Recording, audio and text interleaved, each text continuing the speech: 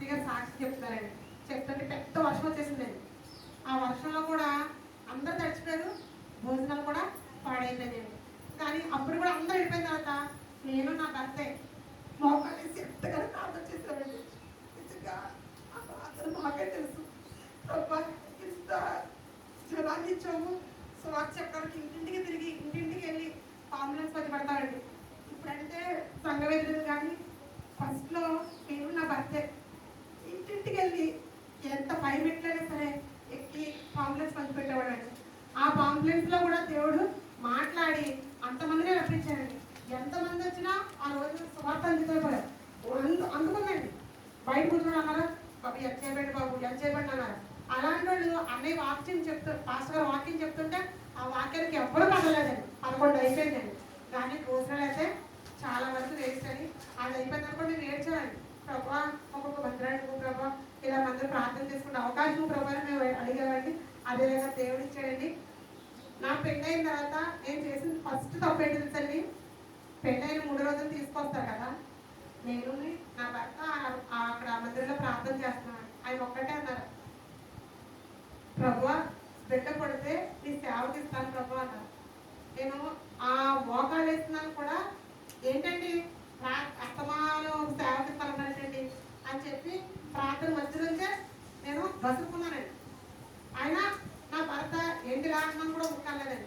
అప్పుడు అనలేదు, ఇప్పుడు అనలేదు, ఎప్పుడు అన్నమాట. అలాగే దేవుడు ఒక నన్ను చాలా నరకం చూస్తాడు పిల్లల కోసం. ప్రభా ఏంటి అందరూ అడిగేవారే సిగ్గేసేసి, అమ్మ ఇంకా ప్రెగ్నెంట్ లేదు, ఇంకా లేదు, ఇంకా లేదు అంటే మాది లేట్ మ్యారేజ్ అండి. అయ్యగారు లేట్గా చేసుకున్నారు, నేను లేట్గా చేసుకున్నాను.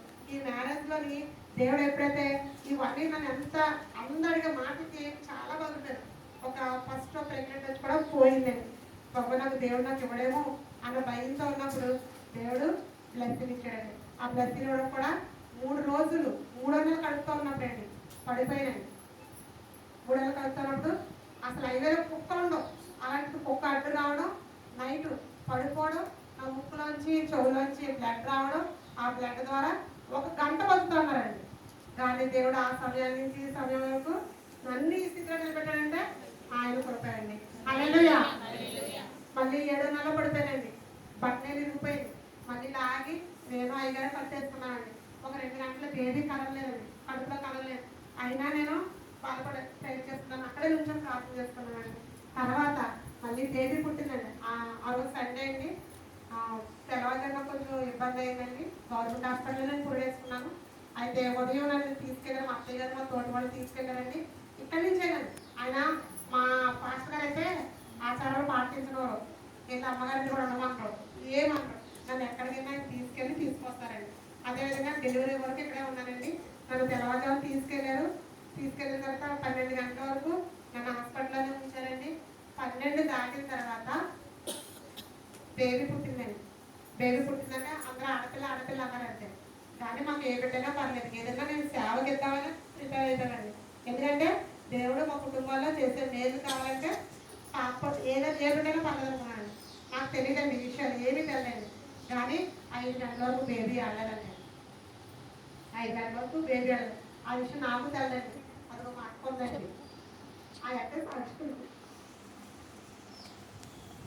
బేబీ బ్లూ కలర్లో అయిపోయేటట్టు అంటే చచ్చిపోయేటట్టు. నాకు యాక్సిడెంట్లో నాకు చేయకుండా స్కానింగ్ అన్నీ చేస్తారండి. ఆ స్కానింగ్ అంటే బేబీ బతకదన్నారు. కానీ దేవుడు బిడ్డలు ఇప్పుడు ఎంత విధంగా